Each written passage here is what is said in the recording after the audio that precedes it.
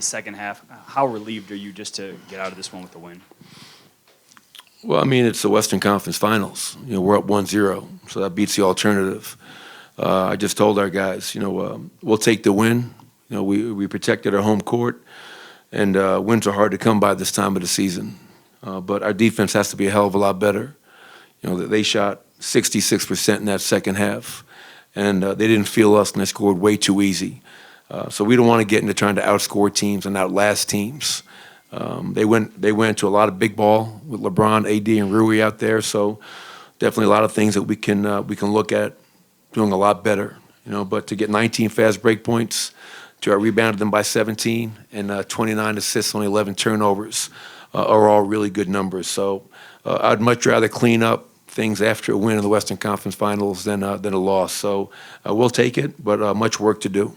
Michael, on Nikola's night, what did you think of just kind of the aggressiveness he had to open that first quarter and how he set the tone? And then what was your take on that third quarter buzzer beater he had from three? Yeah, I mean, let's be honest. We hit a couple of shots tonight. I think Nikola's, I think Jamal had one at the end of the shot clock. I'm not sure if Michael Porter's corner three went off the glass or not, but we had some shots that were we needed, obviously, in a game like tonight.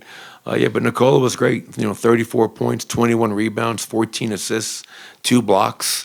And as you mentioned, Harrison, his aggression, him driving the ball, dunking the ball in traffic.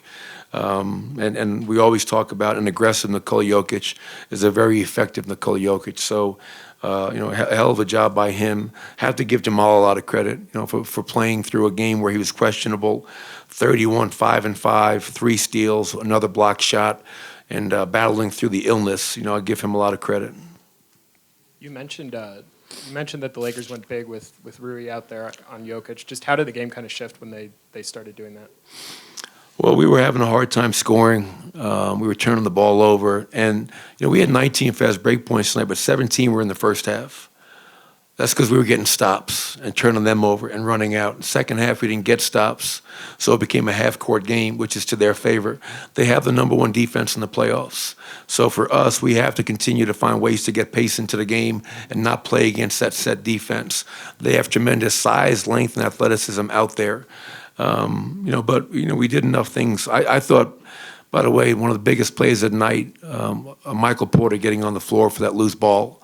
That 50-50 ball he came up with led to the only 2 transition points we scored in the second half on the Aaron Gordon dunk, and the ball arena went nuts at that point. So, Michael shot the ball well, rebounded the ball well, but that 50-50 ball was a game-winning type of a play. Michael, you kind of touched on it there, but MPJ also had a couple of blocks on the rear contests. I'm just curious what you've seen from him defensively this postseason compared to what you got in the 2 or 3 previous postseasons with him. Well, I think, he's doing what he's done all season, Vinny. I think you guys have heard me talk about it. I think this season has by far been Michael's best defensive season of his very young career. And, why is that? I think he's using his 6'10" frame, 7-foot wingspan, and most importantly, he cares. He wants to. He wants to win a championship. He came up to me during the Phoenix series and says, listen, man, if you want to get Bruce in at the end of a game, whatever you think is going to help us win the game, I just want to win. And so it's just another example of a guy being selfless and realizing that this is much bigger than any individual. This is about the collective. But yeah, you're right. Coming from behind, blocking Austin Reeves' shot, making plays at the rim, getting on the glass, 10 boards. 15 and 10 for him, making 3 threes on a very efficient night is a hell of a night for Michael.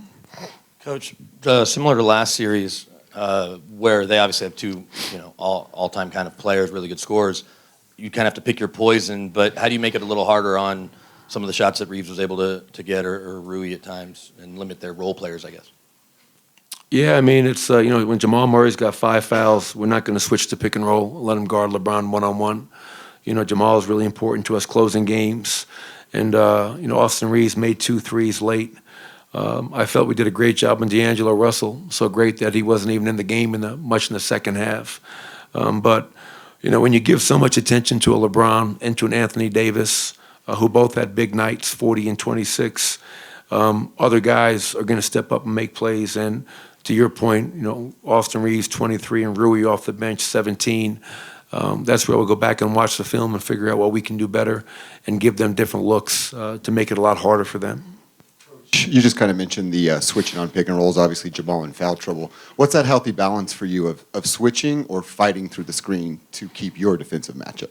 Yeah, it's we've been a switch team for most of the season with our small ball lineups. Guys not named Nicola, we switch quite a bit, and we challenge our smalls to fight guys like Karl Anthony Towns, to fight guys like Kevin Durant, and obviously tonight LeBron and Rui.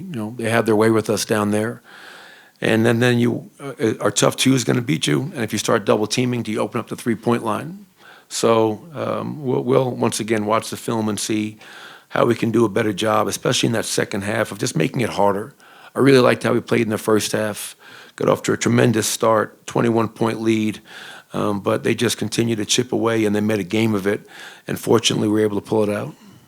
When the Lakers were making that run in the fourth, what did you sense from the guys when you called a couple of timeouts, and how they responded to that running, and they ultimately won the game?